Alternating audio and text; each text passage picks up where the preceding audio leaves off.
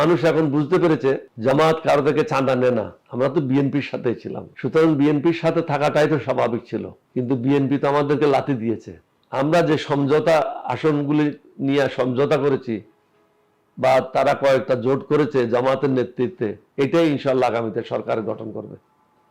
বাংলাদেশের মানুষ সবাইকে দেখেছে, আওয়ামী লীগকেও দেখেছে, বিএনপিকেও দেখেছে, এখন তারা জামাতকে দেখতে চায়, জামাতের কাজ এবং কথার মধ্যে মিল আছে কিনা। এটা মানুষ এখন বুঝতে পেরেছে। জামাত কারো থেকে চাঁদা নেয় না। জামাতে যারা সদস্য আছে তারা নিজে পয়সা দেয়। জামাতের মধ্যে অনেকগুলি প্রতিষ্ঠান আছে, হসপিটাল আছে, ইউনিভার্সিটি আছে, কলেজ আছে, ল্যাব আছে, এর মাধ্যমে তারা পয়সা রোজগার করে এবং তাদের কর্মীদের জন্য খরচ করে। ঢাকা বিশ্ববিদ্যালয়ে দেখেন নির্বাচনের কয়েকদিনের মধ্যেই সকল ছাত্রদের জন্য, এখানে শুধু জামাতের ছাত্ররা না, ইউনিভার্সিটির প্রত্যেক ছাত্রের জন্য শাটল সার্ভিস করে দিয়েছে জামাতের পয়সায়, হসপিটালের ব্যবস্থা করে দিয়েছে।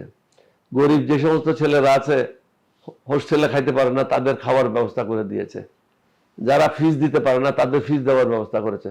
জগন্নাথ বিশ্ববিদ্যালয়ে ইতিহাসে প্রথম নির্বাচন হয়েছে, মনে করেছিল এটাতেও বোধহয় জামাতের ভরাডুবি হবে, কিন্তু আমরা কি দেখলাম, জামাত নির্বাচিত হয়েছে। এদের মধ্যে এখন বর্তমানে অনেকে ভোটার। সুতরাং এই ইয়াং যারা আছে, যুবকেরা, তারা কখনো জামাতের বাইরে কাকেও ভোট দেবে না, কারণ তারা দেখছে জামাতের কাজ এবং কথার মধ্যে মিল রয়েছে। আচ্ছা, কিন্তু এখানে আবার অনেকে আবার আপনাকে একটা প্রশ্ন করতে চায় যে আপনি কথাগুলো বললেন, যদি বিএনপির সাথে এলডিপির জোট হয়ে যেত, আপনারা তো ওয়েট করছিলেন আর কি সাথে, তখন কি জামাত নিয়ে আপনার ওপিনিয়নটা থাকতো কিনা? জামাতের সাথে তো আমরা ছিলাম না, আমরা তো বিএনপির সাথে ছিলাম, সুতরাং বিএনপির সাথে থাকাটাই তো স্বাভাবিক ছিল, কিন্তু বিএনপি তো আমাদেরকে লাথি দিয়েছে।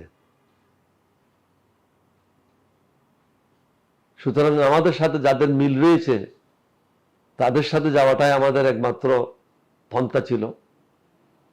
যারা বাংলাদেশকে ভালোবাসে, যারা আসলে জাতীয়তাবাদ ধারণ করে, মোদির দাসত্ব করতে চায় না, তাদের সাথে যাওয়া ছাড়া তো আমাদের আর কোনো বিকল্প ছিল না। তারাই সুশাসন চায়, তারাই দুর্নীতিমুক্ত সমাজ চায়, ছান্দাবাজ মুক্ত সমাজ চায় এবং সকল ক্ষেত্রে সকলের সমান অধিকার নিশ্চিত করতে চায়।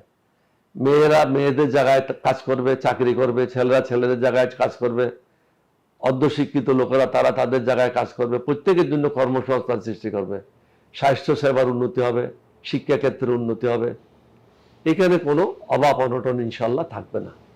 স্যার, মানে যুক্তি বা এটা গরিব দেশ না, এটা একটা ধনী দেশ। এখানে দুর্নীতিবাজেরা সকল ধন সম্পদ লুণ্ঠন করে বিদেশে পাচার করেছে। এটা তো আমার কথা না, এটা রেকর্ডে আছে। আওয়ামী লীগ আমলে $234 বিলিয়ন বাইরে পাচার হয়েছে। আওয়ামী লীগের লোকেরা করুক আর ব্যবসায়ীরা করুক, বা সবাই মিলাই করুক, এই টাকাটা যদি, এই ডলারগুলো যদি বাংলাদেশের কাছে থাকতো, তাহলে আজকে বাংলাদেশ পৃথিবীর মধ্যে অন্যতম ধনী দেশ হিসাবে পরিণত হতো। সুতরাং যারা শাসন করেছে রক্ষকই ভক্ষক হয়েছে।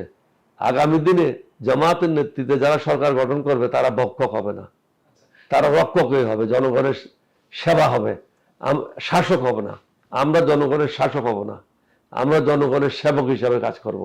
আমাদেরকে ভোট দেওয়ার অর্থই না আমরা মানুষের উপর মাতব্বরি করব। আমাদের ভোট দেওয়ার অর্থ হলো আমাদেরকে তাদের সেবা করার জন্য 5 বছরের জন্য নিয়োগ দিয়েছে। জনগণ আমাদেরকে নিয়োগ দিয়েছে তাদের সেবা করার জন্য, আমরা সেই অক্ষরে অক্ষরে সেটা পালন করব।